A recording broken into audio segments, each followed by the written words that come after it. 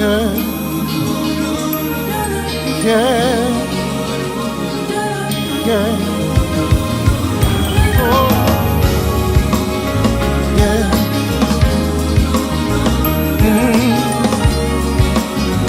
yeah, born and dead, saved by love, count my blessings from above. Though in darkness, have no fear. Light will shine on those holding near. They know that sorrow they will pass. For I know in this life there will be something. But remember that love, yes it will. Love will reign. Yeah. Love will reign. Yeah. In my heart, I believe it. Love will reign. Oh, yeah. Yeah. Have a vision, it's clear and plain. People living life, smiling again. Oh, see the children, they know no pain. Far from pressure, stress and strain. Oh, sorrow, they will pass. For I know in this life there's gonna be some pain. But remember that love, yes it will. I know, yeah. Love will reign. Gotta believe it. In my heart, I truly believe. Sun will shine again, and love, I can hardly wait. In the light of the sun, we'll all be together. There'll be peace, peace, sweet peace. There'll be peace, happiness and joy forever.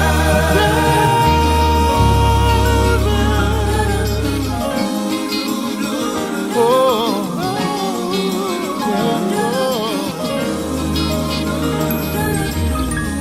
One day, someday, hate will be over and love will reign.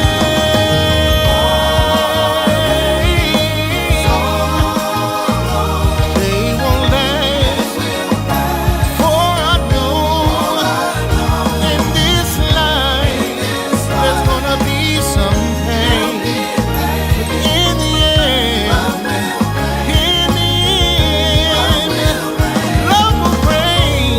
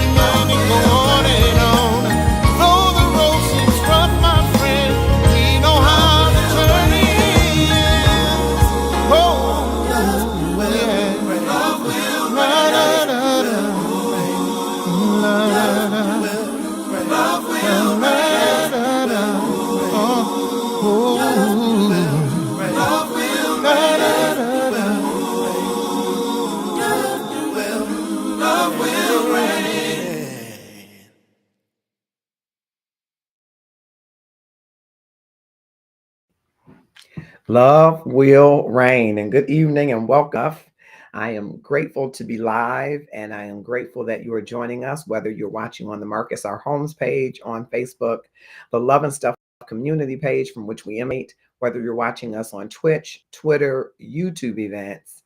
We are grateful that you are here. And I hope you'll take a moment to just click share and tag someone to join us. Tag 5 of your closest friends, connections, or subscribers, 5 of the more popular ones to join us in this discussion from the inbox.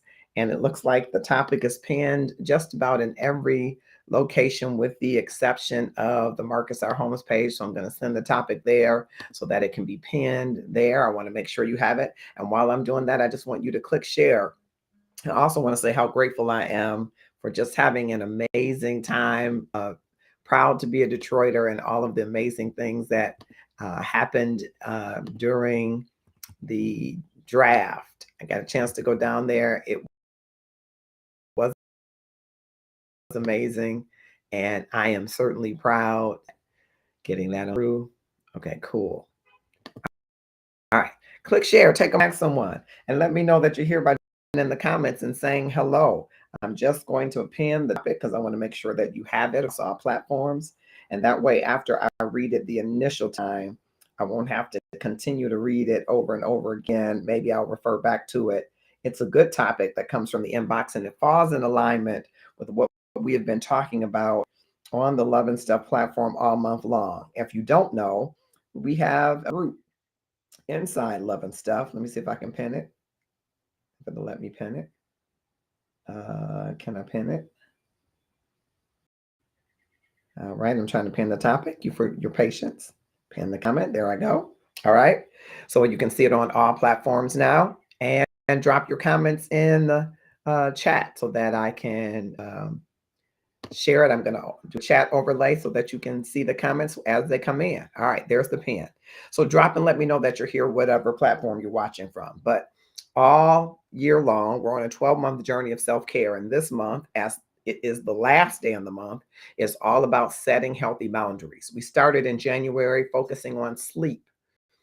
All of these things are building the self-care that you and I deserve, because self-care is simply your love and your gratefulness speaking to your worthiness. You have to know that you are worthy of self-care. So number one, we started in January talking about sleep and how important it is to get rest for your body to rejuvenate, recharge, rebuild. Number two, month two, which was February, is eating to live and not living to eat. It's all about nutrition. And so we started that journey, and a number of people are crushing the game inside Love and Stuff. Some who have lost over 200 pounds, some who've toned up, some who've changed their blood glucose readings, brought them all the way down. Live to eat to live, don't live to eat. And then March is all about marching into fitness. For those that are becoming more cognizant of the need to tone and work your body and move your body, we have 2 fitness experts within inside Love and Stuff, and they've given us some tools, materials to march into fitness. And people like Michael Dennis Bridges is on a mission to live his most healthy life. I'm going to be like him when I grow up. Now we're in April and it's all about setting healthy boundaries. And so we've discussed many facets all month about setting healthy boundaries. And as we close it out, I wanted to go to the inbox and talk a little bit about a different part of that healthy boundary, and has to do with your language. You know, as a life coach, I believe that if you change your language, you can change your life. But what about the language that's feeding your life and feeding your partner? What about what you're letting to go into your ear portals that's coming from your partner? So I want to read this topic, which is pinned across all platforms, I believe, including YouTube. He says, this is a gentleman writing. Yo, he says, I gotta lay this out because it's been heavy on my mind. I've been seeing this lady, right? She's got all brain, beauty, booty, the whole package, he says. But man, the way we talk sometimes, it's rough, bro. She throws around words that cut deep, not just at me, but her son and her pops too. I grew up in a spot where we respected each other, you know? So this harsh tone and foul language is a whole new world for me, he writes. And it's getting to me bad. My mom's never talked like that. She's a lady, and I ain't run across none that talk like this. I thought about taking this to the next level, maybe even putting a ring on it. But how can I commit to a queen who's down to call me out my name like that? Nah, man. Nah, man. Something's got to give, he says. I need to help her see that this kind of talk ain't just gonna slide. It's toxic, and I'm this close to bouncing if things don't change. Hello, Noah Williams. All right, thank you so much. I want you to click share as we go on this topic because I want to hear from you and I want to see your comments. And when you put your comments, everybody across all platforms in every room and group will be able to see them so we can have conversation together. But I want to ask you, what do you think about this thought of language being unacceptable in a relationship? I want to hear from you, ladies and gentlemen. Are there certain words that you find to be unacceptable in your relationships? All right, it is a little blurry on there. Okay. I apologize for that. I'm not exactly sure what's happening with the connection, but okay, I hope you can hear me just fine. All right, so I want to give this caveat because I want to make sure I am not a psychologist, but I want to make sure that you put some safeguards and buffers entering into this conversation. Really important, okay? It's important to acknowledge that individuals who consistently respond with hurtful language may be acting out of their own trauma or unresolved pain. And in such cases, seeking professional therapy can be beneficial not only for the individual's well-being, but also for the health of your relationship. Therapy can provide a safe space for you to explore these issues, to understand the origin of the issues, and to develop more healthy communication habits. And if the situation does not improve and you find yourself needing to end a relationship due to verbal abuse, I want to propose 3 ways to you to do it respectfully. But again, I want you to make sure that you enlist the help of a therapist, and we have several within the Love and Stuff community. So if you don't know where to go, I'd be happy to recommend one for you.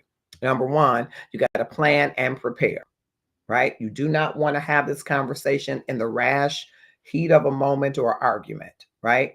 Before the conversation, you want to plan out what you're going to say, including you might have to write it down so that you understand the words that you're using and try not to go to trigger points, but really from your heart, and choose a quiet place to talk where you both feel safe and you feel on even ground. And make sure to have a conversation in a time where you can discuss things without rushing. Don't be like, I got to go. I just want to tell you this real quick. That's not how you end it, especially when there's verbal abuse involved. Number 2, clearly communicate and calmly communicate. Okay. So when you're expressing your decision, be direct, be clear, be calm, and use I statements to convey your feelings so that you are not giving any thoughts relative to blame. For example, you might say, I feel hurt but when my words and feelings are not respected. And I need to prioritize my mental health, my well-being, my personhood. Avoid using any accusatory language because it can only lend to escalating emotions, right? And then number 3, set boundaries post breakup. Okay. So after you end a relationship, it's important that you set clear boundaries. It might include no contact or limiting contact or specific allowable types of contact or communication. You have to stick to these boundaries because both parties need to move on. And you might need to involve a mediator or a therapist to help you navigate this post breakup phase, especially if you're co parenting or you have shared wind out responsibilities. Okay. Ending relationships can be challenging, especially if it involves verbal abuse. So, verbal abuse, excuse me, handling the situation with as much dignity, with as much calm as possible can help preserve well-being for you and the other. So that's the caveat I had to say, because it's important that teach people how to treat you. And if you say abuse is okay, it likely will worsen. Okay. And so if it's verbal abuse, you might want to seek some counseling to help you. But there are a few tools we want to discuss as we go into um, setting some boundaries, healthy boundaries around the language that's used. And you got to remember, people are have different backgrounds, right? Some people are reared in homes where their parents cussed at them, and their parents said, "You ain't sugar, honey, ice, and tea. You ain't gonna never be nothing. You stupid. You're dumb. Get your MF," right? And people take that as their normalcy as they go throughout life, and it becomes a part of their language. So some people don't think they're doing anything wrong calling you the B word or calling you a HOE, a hoe. They don't think there's anything wrong with that because that's their orientation to language. It does not make it right. I'm not saying that you should excuse it. I'm saying you should understand the people that you're engaging with. And that's why I entitled it, though it seems salacious, What That Mouth Do, right? What that mouth do. Because often that phrase is used when people are talking about something with sexual, I say overtones, right? But I wanted to use it because I want you to think about your language and your tongue and the power to bless and curse, and what you say in your language can impact your relationship. And you got to make some decisions if you bring to the attention of the other person that their language is not appropriate. Here from the inbox, and I kind of dug a little bit for this one in the inbox because I wanted to close out the month with really an example of showing you um, another aspect of healthy boundaries in relationships. You can be in a relationship where the language is not affirming, where the language does not serve you well. And ladies, I can tell you this about a lot of men, and it will seem anecdotal because I do not have statistics, but the men that I've talked to, the men that I've known, have all kind of had this theme about them that they want their women to speak well of them. They want their women to uplift them. And women, the same for men. But you would be surprised at what your words do for a man. You can have that man going out into the world thinking he's going to slay every dragon by what you tell him in your pillow talk in the morning. Because we need those words of affirmation. Everybody should have words of affirmation. But a man, particularly in this world, an African American man who goes out into the world and fights all kind of dragons, dragons of prejudice and racism, dragons of socioeconomic status, all types of things would be served well to have a woman who is speaking well of him, to him, through him, men vice versa. But in this case, especially, we have a gentleman who's in his late 30s, and he says, this cannot continue. He identifies it as toxic. Many of those that he shared are words that I will not lift in this platform necessarily, but I can tell you some of the things that she says to him are pretty egregious. Everything from his sexual prowess, or in her estimation, lack thereof, to his intelligence or lack thereof, to the amount of money that he makes and brings home. This is really in a place where he feels torn down. And many men will not stay when they feel torn down. Now, some men will stay for the sex if the sex is great. Some men will stay for the familiarity. But a lot of men have left a relationship where a woman is what I call a nag muffin, or a woman is negative, and they're just there for something that is transactional, nothing transformational, nothing transformative. But some men, like this man in the inbox, stays and he's wondering, should I take this to the next level? So the first I asked him is whether or not he felt like he was being abused. Did he think that the verbal language that his girlfriend, I'm going to say in this instance, because he's thinking about marrying her, whether or not it was abusive? And he didn't describe it as such, even though hearing the words that he said, I thought that those words were very abusive. But that is relative, right? Because if you grew up in a home where your parents cussed and they cussed at you, you might not see hearing the B word, BITCH, or hearing HOE referring to a man or woman, or hearing MFA. Those might be common language to you. Those are not common language to me. And I heard those words in my home. I did, but they weren't at me. And they may have been referring to someone outside of the home sometimes. But those weren't the words that I equated to our normal vernacular and language. As a matter of fact, if ever I had thought to use those words, I would have been in trouble, right? And I would have thought, but you use them. But I came up in a time where do as I say and not as I do, right? And so if I were in a relationship where she was constantly calling me an MF, but you can't perform sexually, that would be a problem for me. If she said you broke, you broke MF, you can't do nothing, that'd be a problem for me. But if you grew up around that language, it might seem commonplace. And so I asked him a little bit about that. He said his father was not verbally abused to his mother. His mother never cussed. He said she's a lady. She was a lady. His mother's deceased. And he said, but I had people in around that did cuss. So I'm not unfamiliar with it, but it's the way that she does it is for him injurious, not his word mine. It is trying to hit him with it, right? Trying to trigger him, trying to create an environment where he feels less than. So my first question to him, a second question rather, was, is this something you want to stay in? He says, well, I think I love her. I want to marry her. She has everything I want, except this one thing.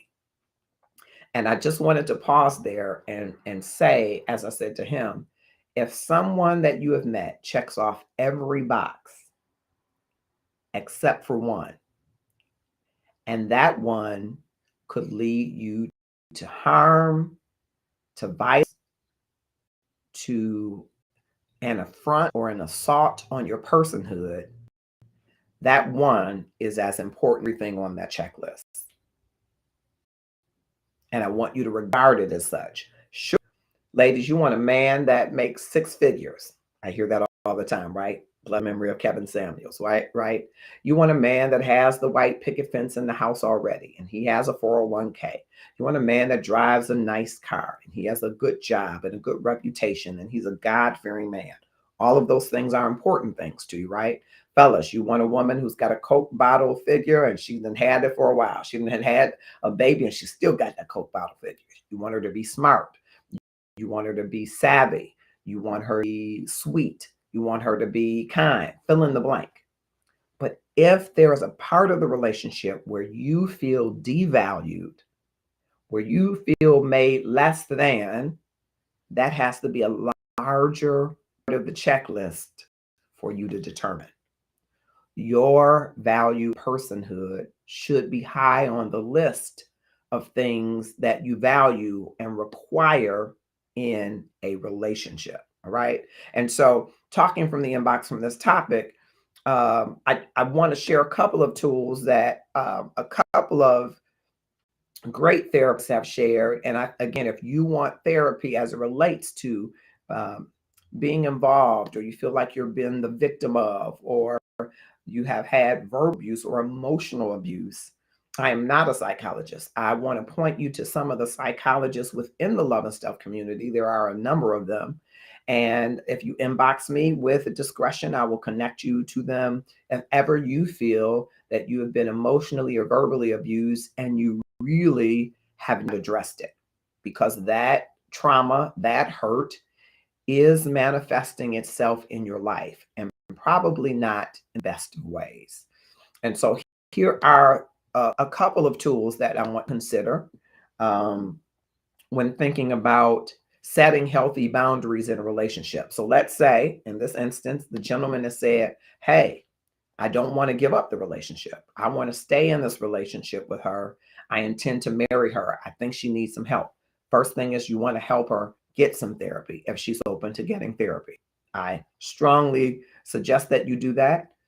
And ladies, if that's the same with the gentleman, if you want to be with that guy, he checks all the lists, and you're just going to hang in there and try it, you do run the risk of that verbal and emotional abuse getting worse unless he gets some help, unless she gets some help, right? And so the first thing you want to do is try to help them get some therapy. If you've decided that you're going to continue down this road and there isn't therapy and you're safe in the relationship, right? Though I don't know if you can fully have safety if you feel verbally abused. But if the language being utilized from as early on as activity, first dating, through commitment, if you find anywhere along that continuum, set some boundaries about what is allowed. And so the first tool that I want you to consider, and hello, thank you, Tisha Marie Johnson. All right, Cora Fitch Williams, Omar Bradham, thank you, Andrea Clark. I hope all of you will click share and tag someone to join us. The first thing is the boundary blueprint, setting the standards. Okay, so number one is a boundary blueprint.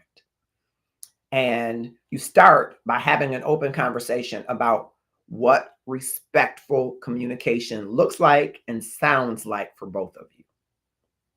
Discuss very much in detail specific words, word types, languages, names that are off limits, and what happens when those things happen. You go off limits and say MF, it's down the conversation. We'll try it again.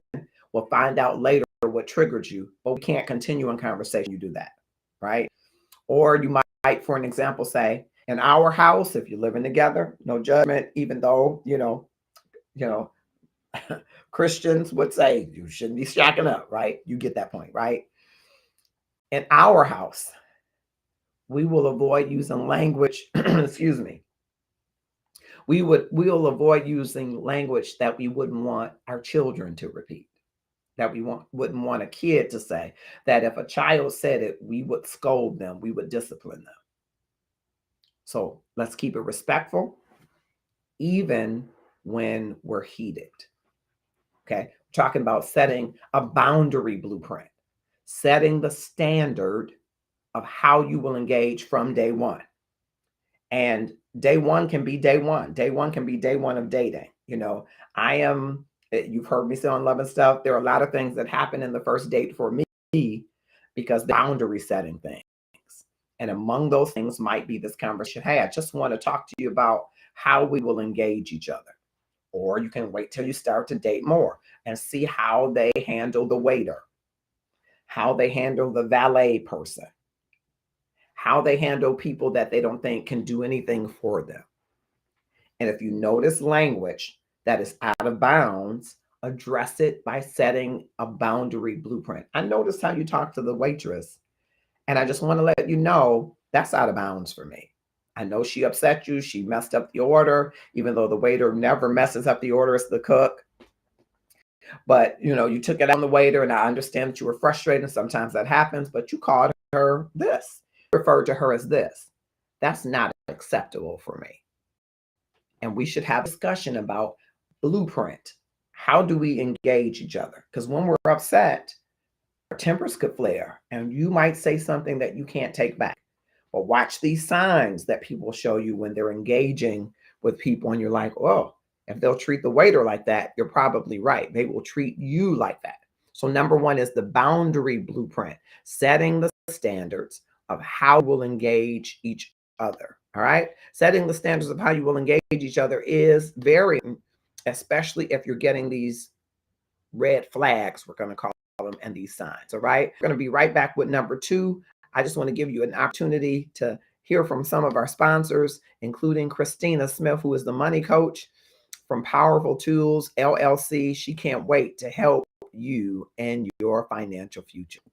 Welcome to Powerful Money Tools, LLC. At Powerful Money Tools, we are here to prepare for your future. We want to talk about financial freedom. Financial freedom is budgeting, credit building, and also financial education. So once again, welcome to Powerful Money Tools, LLC. We can't wait to help you in your financial future. That's Christina Smith, and she can't wait to help you in your financial future. We love that she is a part of our Love and Stuff community, and we love that what she's been doing for a host of women in our Love and Stuff community and men, helping them to get their credit together, get their bank accounts situated, get their investments together, get prepared to buy that house, to buy that car, to have financial freedom with your side businesses and side hustles. If any of that is what you're looking for, connect with Powerful Money Tools, LLC, across all social media platforms. Christina Smith, the money coach, can't wait to help you. Thanks for being our partner. Well, we titled this "What That Mouth Do" because we knew people would say, what you talking about? Brother Holmes, Marcus Holmes, what you talking about? I'm talking about what that mouth do. Now, you know, I'm not talking about it in the way that most people might use that saying, right? What you do with that mouth, how good can you do stuff with that mouth? No, I want to talk to you about the power of your language in setting boundaries, because you change your language, you can change your life and the life of others. Your tongue has the power of life and death in it. And you ought to ask yourself, are you killing your relationships by what you're saying in those relationships? You could be doing something very detrimental to your partner. And I want to help you from our inbox topic just to see if you find yourself in the situation. And if you do, there is room for you to make improvement. No worries. So the topic, I'm gonna read it again if you haven't already. It says, yo, I gotta lay this out because it's been heavy on my mind, he writes. I've been seeing this lady, right? She's got it all: brains, beauty, booty, the whole package, he says. But man, the way she talks sometimes, it's rough, bro. She throws around words that cut deep, not just at me, but her son and her pops too. I grew up in a spot where we respected each other, you know? So this harsh tone and foul language is a whole new world for me. And it's getting to me bad. My mom's never talked like that. She's a lady. And I ain't ran across none that talk like this. I thought about taking this to the next level, he writes, maybe even putting a ring on it. But how can I commit to a queen who's down to call me out my name like that? Nah, man, something's got to give. I need to help her see that this kind of talk ain't just gonna slide. It's toxic. And I'm this close to bouncing if things don't change. So I want to hear from you. Is that something that you can relate to where you've been in a relationship where the language was toxic? And drop in the comments, yes, I've been there. And what did you do? What did that mouth do? Right? Now, there is in this world, among men and women who say whatever, right? It is the lack of emotional intelligence that, because I'm grown, I have the right to address you anyway and say whatever I want to say to you. That is a sure sign of the lack of emotional intelligence, because we can't just say everything that we want to say, right? Nor should we.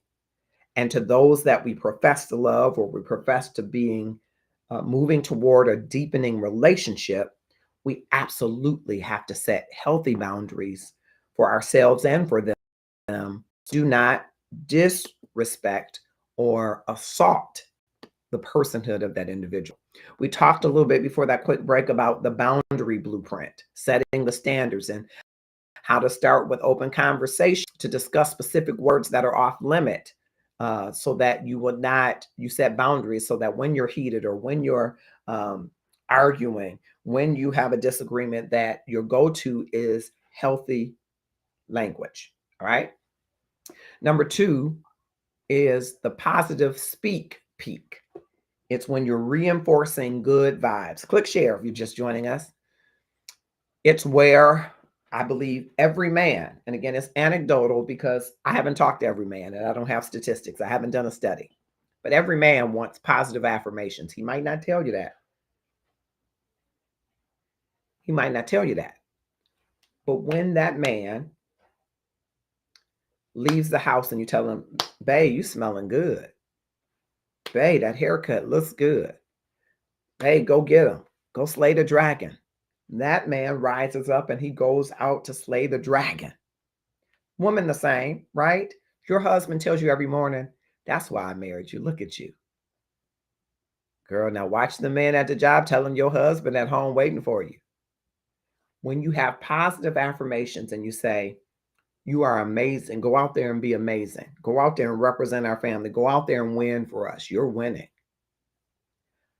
to introduce positive affirmations into your daily interactions. And the more consistent and regular it is, the less room there is for you to be triggered and just come out of that space of positive affirmations. It's similar to the practice of gratefulness. The more grateful you are, the less room you have to complain, right? So make it a habit for this positive speak peak to compliment or express appreciation for one another, especially in moments of calm, and practice doing it in moments of angst, in moments of trouble, right? So the example that's given in this tool of positive speak peak is every morning say one kind thing to each other. Something like, I love how thoughtful you are, or you really handled that situation well yesterday. Always infusing into your interactions the thing that you, which is a positive environment that uplifts your partner. It'll feel more awkward for you to tear down your partner if you're consistently uplifting him or her, even when you're upset. It'll make you stop and think. And this is the person that I just said is Mr. Wonderful, and he didn't take out the trash 3 days in a row. Mr. Wonderful, would you mind finally please taking out the trash? Maybe you're triggered by that because cleanliness is important, or him doing what you want him to do when you want him to do is important, and you're triggered by it. But you'll think twice if you spent all day exchanging positive affirmations. You leave less room in the relationship for all of the negative words that seek to tear down. Because if you're saying something negative to someone, you seek to bring them down, even if it's from a place of hurt, even if it's from a place of neglect or isolation, you seek to diminish them in some way. But if your goal is to affirm, you will feel awkward diminishing someone when your goal is to lift them up. And that's the positive speak peak, which is the second one. Tell me if that resonates with you. We're going to take another quick break for one of our other sponsors before we go into the last two. And I hope that you will click share and tag someone to join us. We're talking about what that mouth do. Let's find out what that mouth does. While we're doing that, one of our other vendors that we love, partners, is DetroitCouture.com. Ladies, if you want to have some amazing pieces in your wardrobe, check out DetroitCouture.com. Hi, my name is June Rochelle, and I own Detroit Couture. We are a fashion forward women's boutique, and we offer friendly sizes from small all the way up to 3X women's sizes, very generously fit, very great quality. I actually have on one of our pieces today. It's called the Cuffed Up. It's in gray, burgundy, and black and olive, and it actually has a lot of stretch and give. So listen, in this time, we try to make sure that first of all, it's quality and customer service that we offer our clients. And I'm so glad to have this opportunity to share with you. So go and visit us at DetroitCouture.com. Thank you, June Rochelle Eaton. She is an amazing entrepreneur, as is Christina. And June has pieces that you don't want to miss. I'm telling you, some of the stuff that she had in that online store and in her showroom here locally are pieces that are one of a kind, one and two of a kind. And you want unique pieces that are going to accentuate you, ladies. Fellas, you want to get something beautiful for your lady, your boo, your bae? Go to DetroitCouture.com. They will take great care of you. Thanks for being a partner with us. We're talking about what that mouth do. Not what does that mouth do sexually. Not what can you do with your mouth. What tricks can you do with your tongue? I know you were thinking that, weren't you? No. What does the language that you craft inside of your relationship do for your relationship? Is it tearing the relationship down? Is it building it up? Your words matter. That's why the Bible says that the power of life and death is in the tongue. You have power to build up your partner and your relationship, and you have power to tear them, him, her down. From the inbox, a gentleman is considering, should I marry her or should I part? Because her words are hurting my heart. And I wonder if you've ever been in that situation. I'm asking, what that mouth do? What is your language in your relationship? And is it tearing down your relationship? All right. So the third tool that we talked about, the first two was the boundary blueprint, setting standards of how you will communicate. Tool number two is the positive speak peak, reinforcing good vibes by infusing regularly in your daily interactions positive affirmations, which leave little room for the negative ones. And then tool number three is the cool down cue. It helps you to manage the heat. Every relationship is going to have heat. Now, not just friction from your bodies coming together, right? That's Film at 11. That's another show. But managing the heat in situations, in stressful situations where you don't agree, where you have differences of opinion, differences of belief, you have differences of method, things can get heated. Anybody know that? Give me some likes or loves. And so you got to learn to agree on a verbal or physical signal that you can use every time that your conversation starts to boil, starts to get too heated. This should be a reminder for both of you to take a step back and approach the discussion more calmly or agree to talk about it later. Okay? So you make an agreement that if ever either of us feels that the conversation is getting too intense, we can say, I'm out, or holla back, or take a breath, catch a beat, move around, and come back to it. Whatever it is, we're going to hug each other, rub each other's back, whatever it is, a verbal or physical signal. And you got to make sure that hey, we're not at this level where a physical signal is going to make me hit you. But you got to set a boundary that you signal each other, this is getting too heated. And we can talk about it later. There is nothing worth sacrificing your personhood, even if I vehemently disagree with your position. It's personhood over position. Okay? It's got to be personhood over your position. It's said differently 1,000 ways, right? Better to be, do you want to be right? Do you want to be happy? No. Do you want to inflict harm on someone's personhood because you're trenched in your position? Is your position more important than their personhood? And if so, why? Why is your position more important than the person that you profess to love? Your position should always be secondary to the personhood of the person you're in relationship with. And to keep that boundary, you set a verbal or physical signal that we're getting ready to violate the personhood by getting heated. Okay, that's the cool down cue. And that's number three. I want to hear from you now as I'm looking across platforms. I want to thank you for joining us, and those that are with us on, I see you on YouTube, and those that are on Facebook, I'm pointing because I have different devices, and those that are on Twitch and Twitter, I hope that you will click share and tag 5 folks to get involved in this conversation from this topic.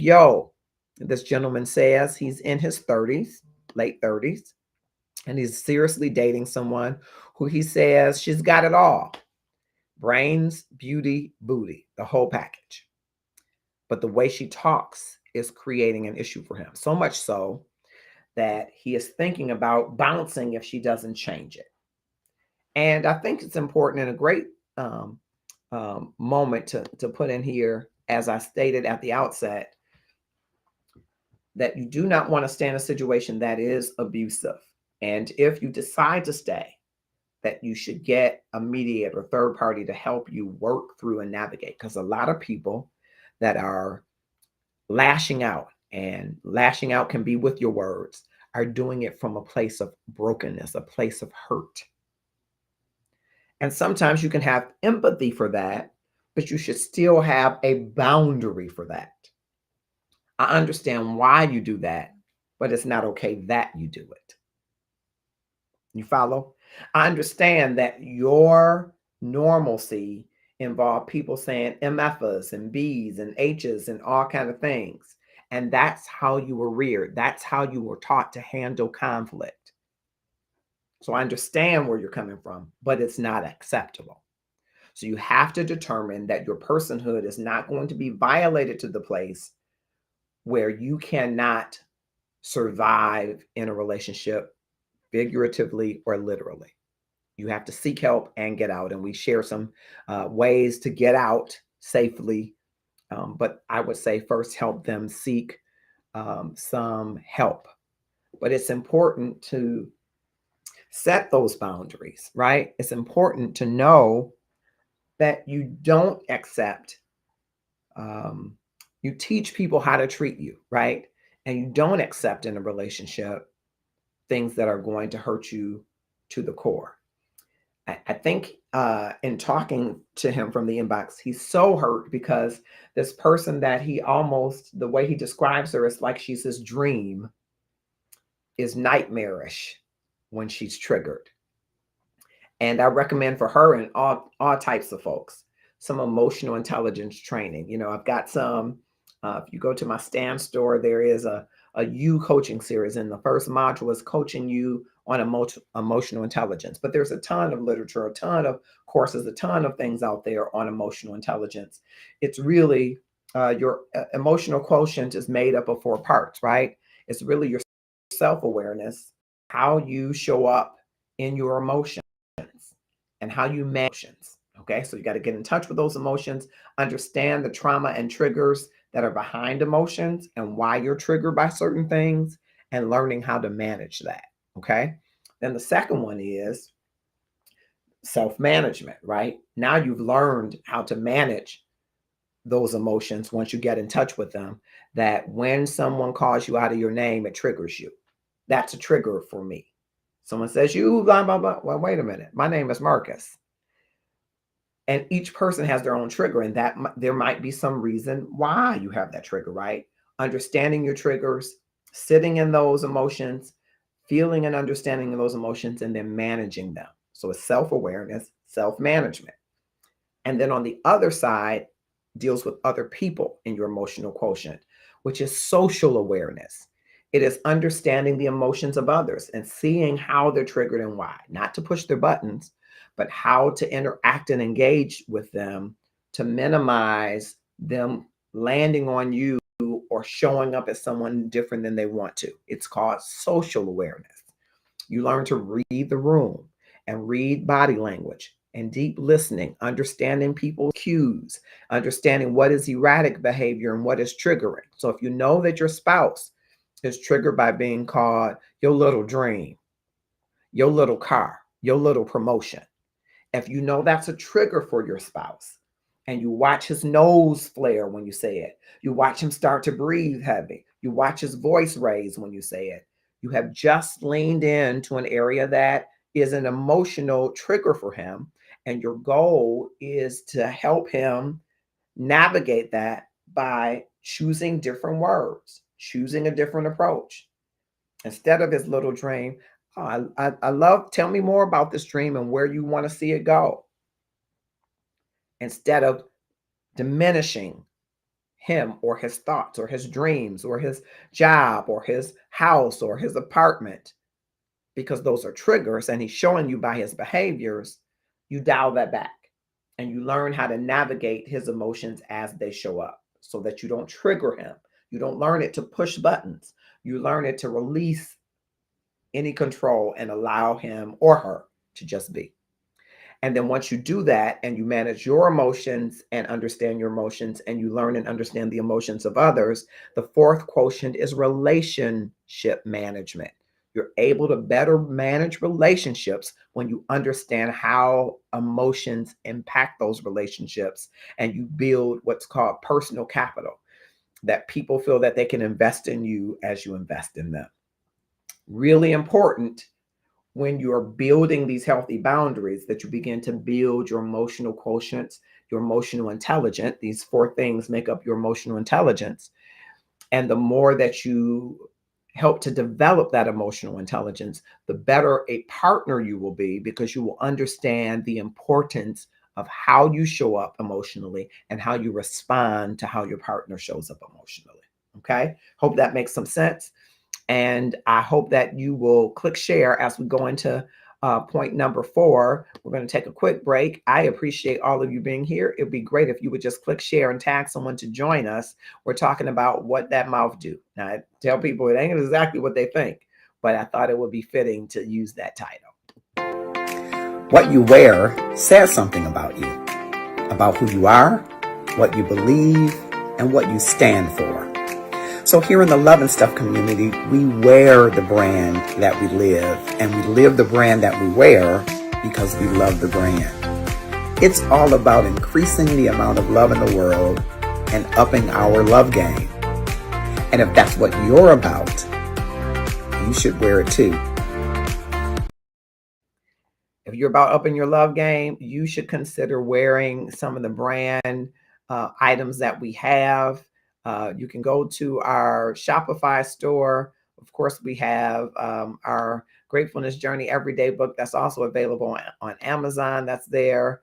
We have our Sports Talk hoodie, which we're coming out of that season with the Love is front and center. We'll get some of the t-shirts listed up there for you, but all of these things are available in the Shopify store, and we will put up a code before the end of the evening for you to do that. All right.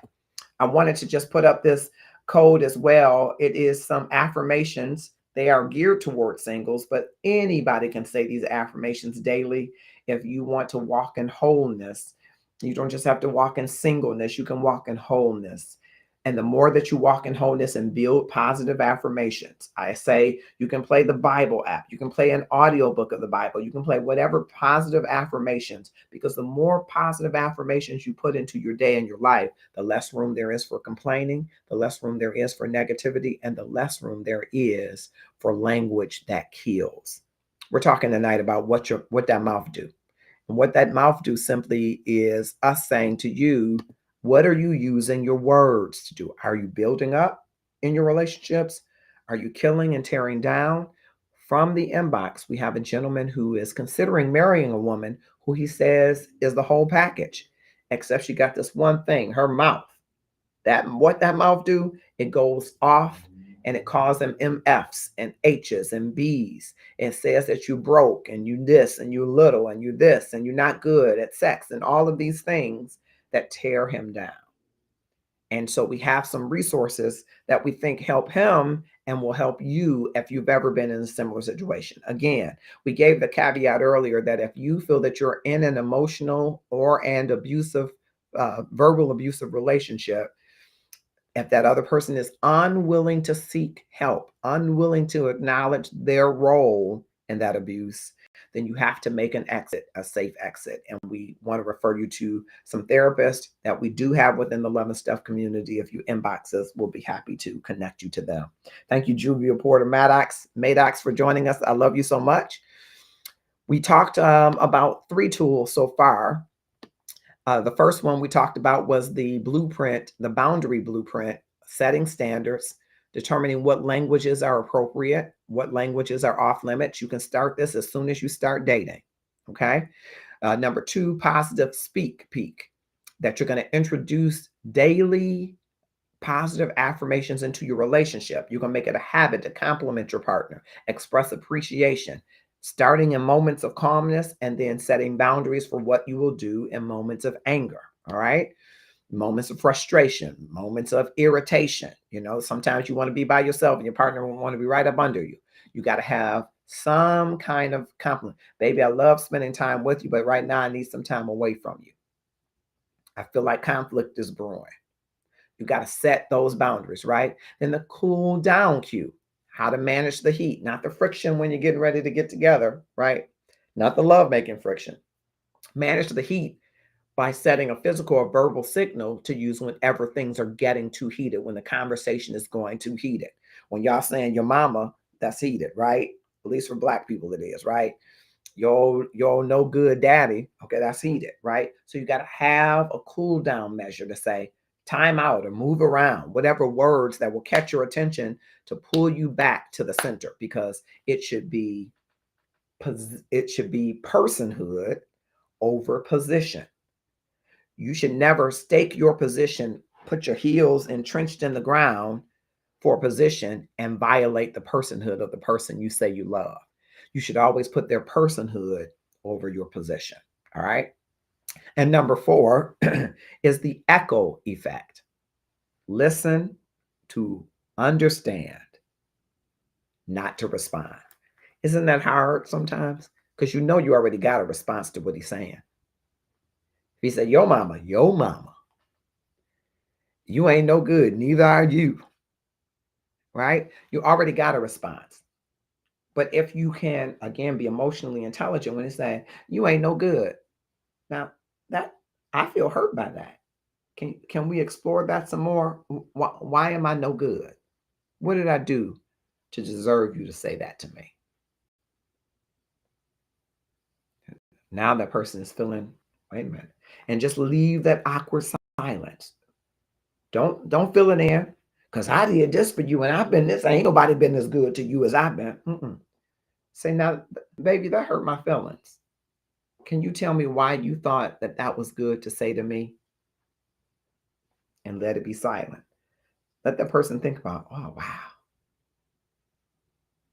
You know what? If you can't answer now, that's okay.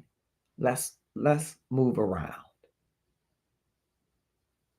Listen to try to ask questions. Understand, why are you so angry with me? Why are you so upset? Is this even about me? Is this about the day you had? Do I remind you? Am I triggering you like your daddy did? There could be so many different reasons why people show up the way that they do. Listen to understand. It's not easy to do because you want to just, I'm grown. I'm a grown amen. Right, brothers? Instead, you say, no, she bucking against me about the trash. Is this really about the trash? Now I'm going to listen. Oh, you had a trashy day. Oh, everybody was telling you what to do today, and now you home and you're going to tell me what to do. Okay. All right. All right, I got you, babe. I'm gonna take this, I'm gonna do it right now. And then come back later and say, that didn't feel good. And I understand I'm your safe place, but I'm not your punching bag. Therefore, when you're bringing home that anger from the world, let's debrief and let's talk about it. But you don't need to take it out on me. You can bring it to me, but don't take it out on me. Listen, not to respond, but to truly understand what's at play here.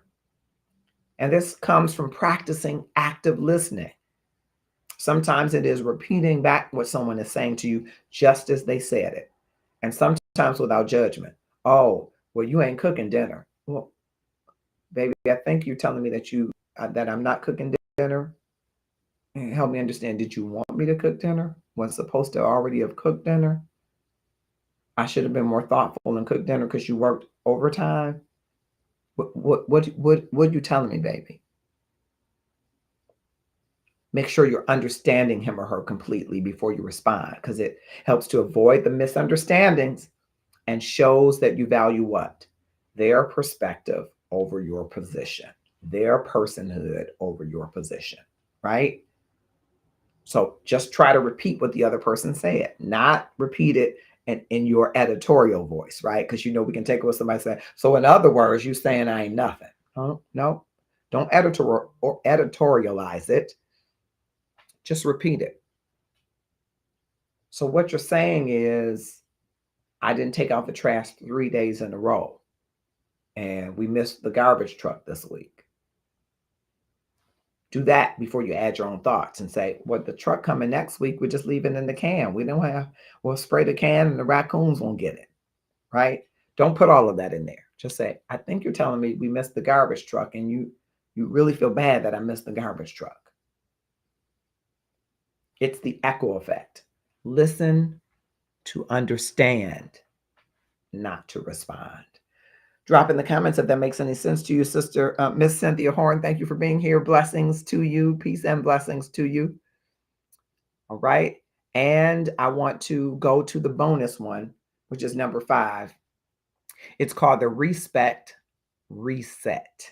Respect, like Aretha, RESPECT, reset, addressing verbal abuse head on. This is important. And again, if you are in an emotional or a verbally abusive relationship, if the other person is unwilling to seek help, you need to be prepared to make an exit plan.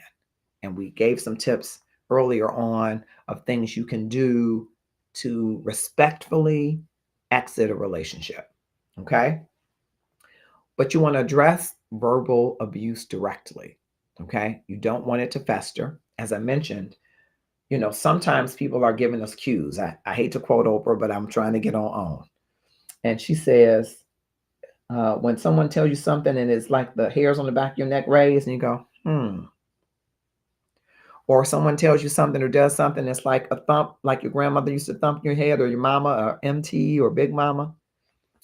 Or it's like Jesus lets the brick wall crash down on you, right? When you don't get the first two warnings. When you're going out to eat on a date and the guy is cutting into the waiter about the food being cold.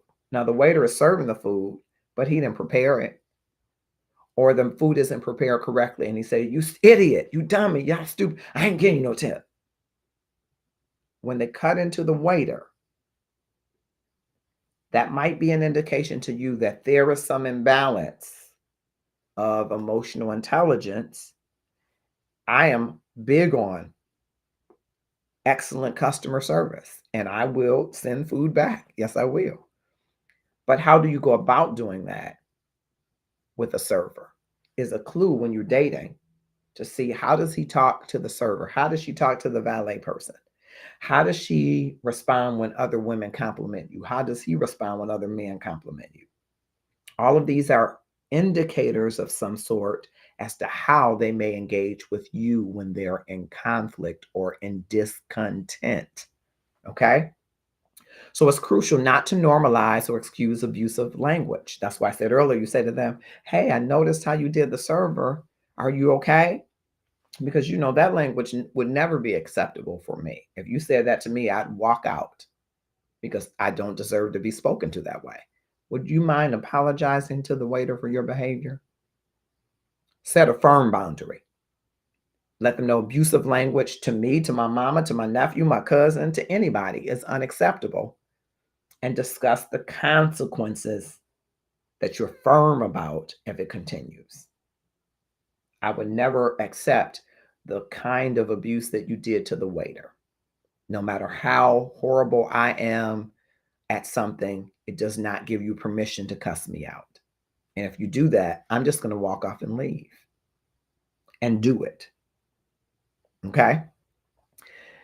So an example might be, you might say to her or him, if the conversation turns abusive, we need to pause and address it right then. Right? That's how you began setting those boundaries in the boundary blueprint, excuse me. And then if something happens, you say, that language felt hurtful and that wasn't okay. We need to take a moment to discuss why this happened and how we must prevent it from happening in the future.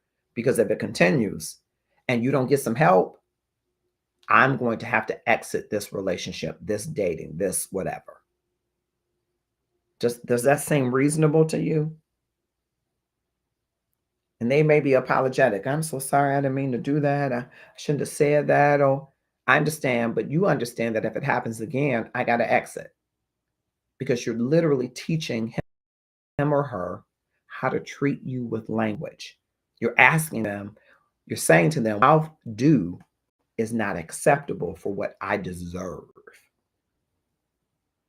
Okay? Very important that you set those boundaries. Tons of people experience this verbal abuse, experience this emotional abuse, and sometimes they don't know where it's coming from. Well, I want to tell you, most people, as you've probably heard, are moving and navigating out of their own brokenness, their own void, their own hurt, their own pain. Fill in all of those different types of trauma. So you may find out where it comes from, right? And have empathy for it.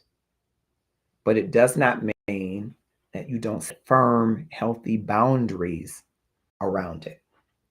The person in our inbox, he says, "Hey, I'm 39. I found the woman of my dreams. She's beautiful. Fellas, she's got a Coke bottle body. She is smart. She is well educated. She has a great job. She has a young son who I'm willing to take on and be a part of his life. She can cook." He says she can sex. She's the total package. Except this one thing. It's just this one thing that her mouth do reckless stuff. She gets upset and she calls me out of my name. She dashes my dreams. You ain't gonna be able to do that. You ain't good at that. She's talking me down constantly. But I marry her. And as I said in the opening, and I'm saying in the close, if you met the man or woman of your dreams and they check off all the boxes except the one that violates your personhood, that one box is worth reconsidering all of these checked boxes. Nothing in a relationship should be placed over your personhood. Not power, not prowess, not passion, not perspective, not position. Who you are as a person.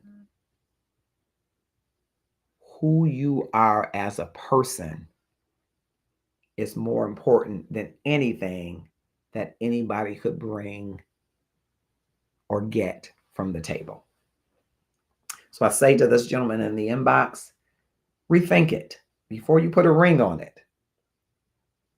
See if you can help her change what that mouth do.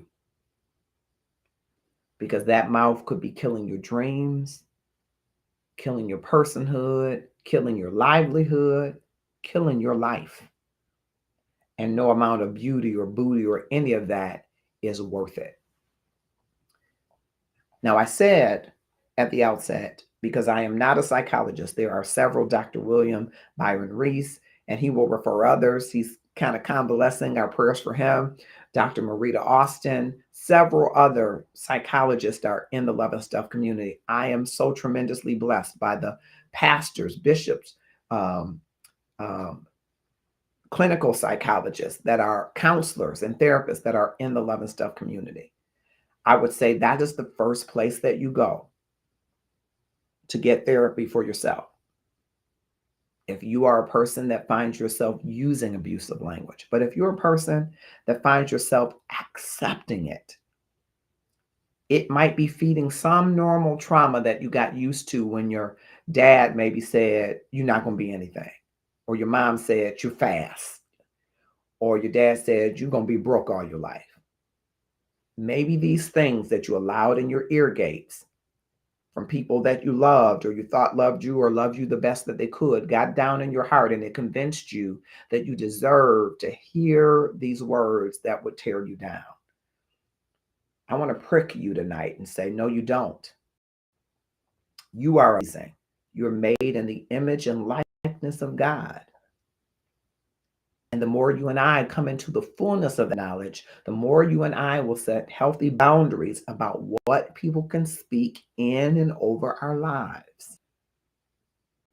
Yes, you should have empathy for those who have had a life of trauma and a life of void and a life of disenchantment, disenfranchisement, who have been broken, who've been battered and bruised.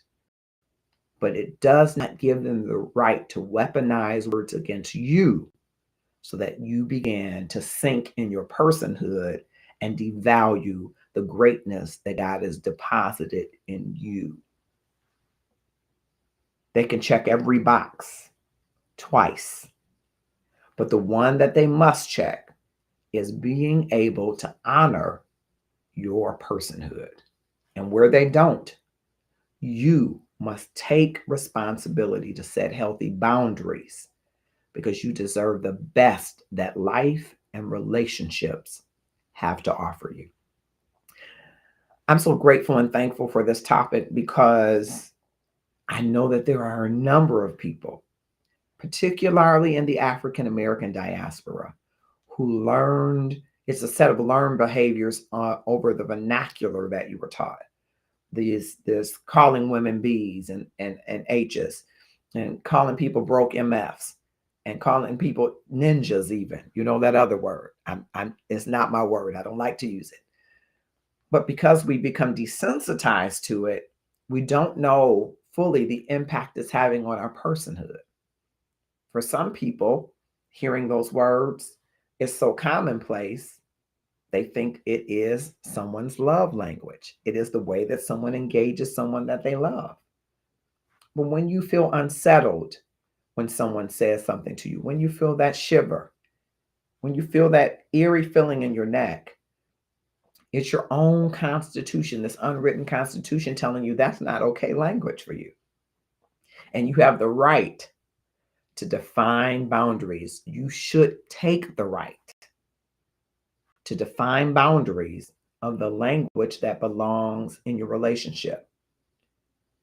As in this inbox, what that mouth do when it do reckless, when it does reckless talk and degrading and you dehumanizing and humiliating, when it is egregious, that mouth needs to do some repentance and that mouth needs to change its behavior.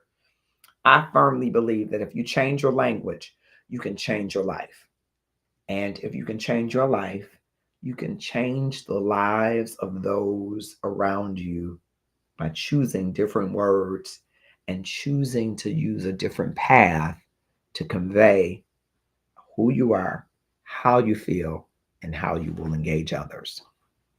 I hope that you will click share, tag 5 of your closest Facebook friends, YouTube subscribers, Twitch followers, Twitter followers, Facebook friends, 5 of the more popular ones, to keep this conversation going, because somebody needs to know that the language that they use is not okay in your relationship. And someone needs to know that the language that's being used on you is not okay for you.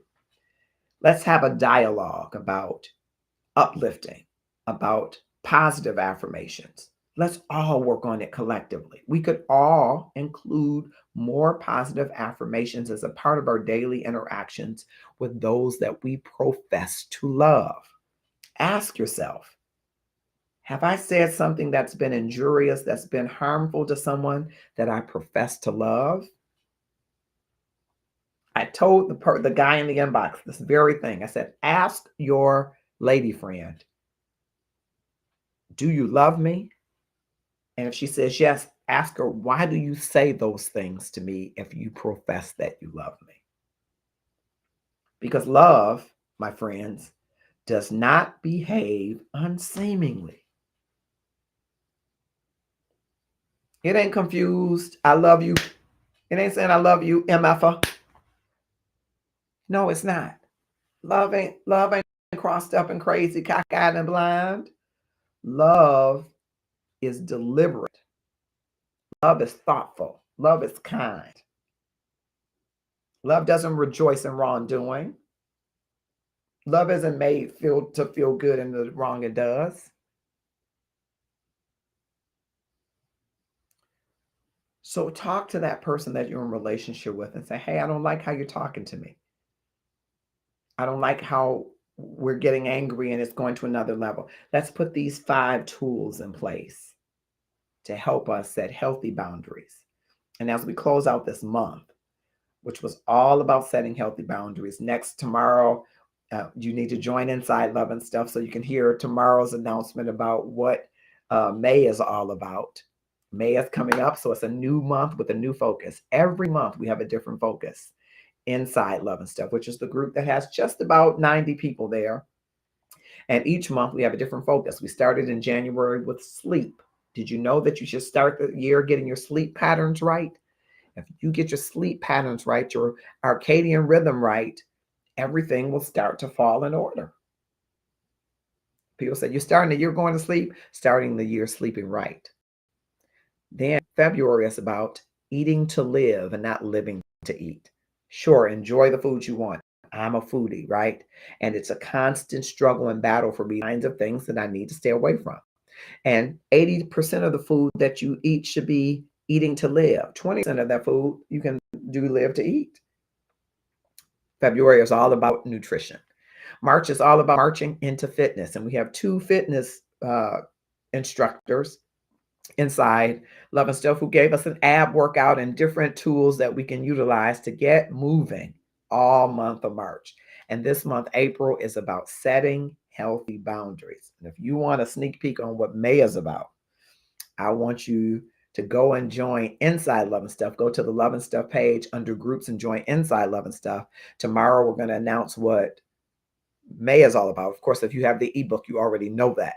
So each month, there's a different focus.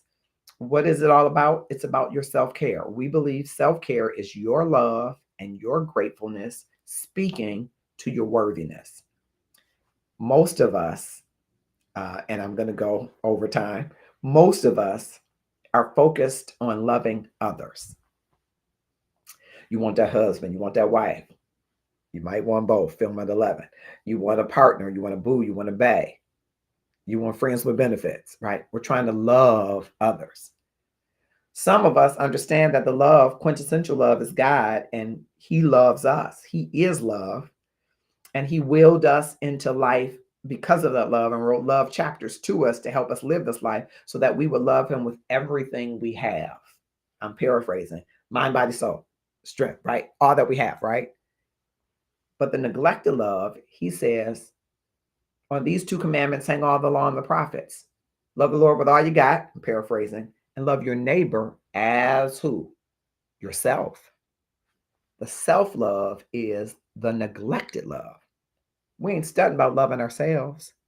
You will take care of your man. You'll run his bath waters, fellas. You'll buy her flowers. You'll make love to him and to her to the best that you can because you don't want nobody else to do it, right? But when is the last time you did something to care for yourself? We are constantly, as caregivers and mothers, fathers, uncles, aunts, cousins, leaders, employers, pouring into and caring for others from a half-empty pitcher. When do you find yourself worthy enough to fill yours up first? That's not selfish. The only way you can be selfless is to be a whole self. I want you to think about that. A whole self can be selfless, but you must first be a whole self. So that's what our journey is all about. It's self-care, caring for yourself. Yeah, it could be a pedicure or manicure. It could be a massage. It could be a salt room. It could be some relaxation on the beach. It could be prayer and yoga. It could be spending time with those that love you and you love. It could be reading a good book. It could be eating right. It could be exercising. It could be practicing a number of different things.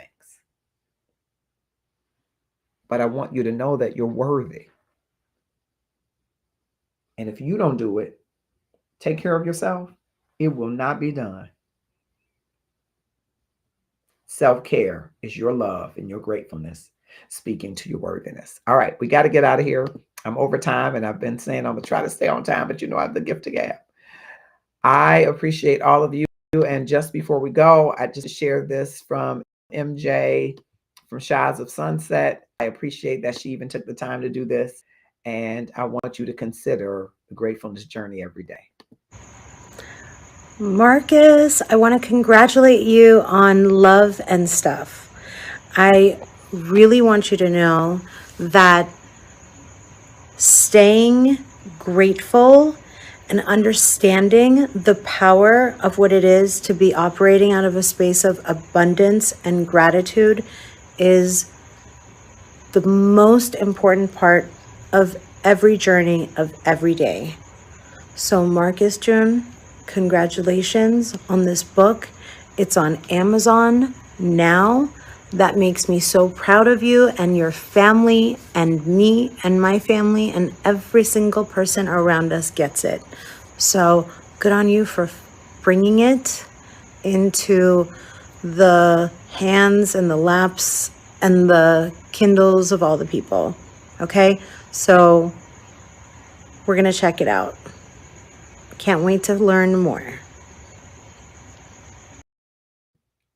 We love Shaz of Sunset, and we love MJ. And thank you, MJ, for doing that. Her husband is practicing gratefulness as a part of his anger management. And so if you have anger management challenges, I invite you to consider reading the Gratefulness Journey every day and putting its 3 principles into practice in your life, and watch how it will transform your life. Thank you, my friends. I'm so grateful that you've been here. Tune in soon. You will hear Darren will be coming off his hiatus. Our prayer is for him. He has lost 2 sisters and feels like almost less than a year, and a lot of change and transition for him. So we've been on pause with Darren Williams and Love in the Scriptures, but we hope to bring that back to you soon. But on Saturday, join the fellas that love all things sports. Sports Talk with Kamau and Felix is every Saturday at 11 a.m. Eastern Standard Time, right here on Love and Stuff. We hope you will join us there. And don't forget, a new month starts tomorrow. So you want to be involved in our new focus. Go to Inside Love and Stuff and join us now. I'm grateful that you're part of our community. And if we can just work at this love, and this love will be better at giving this love to our community. Our mantra this year is love.more.2024. We'll see you soon.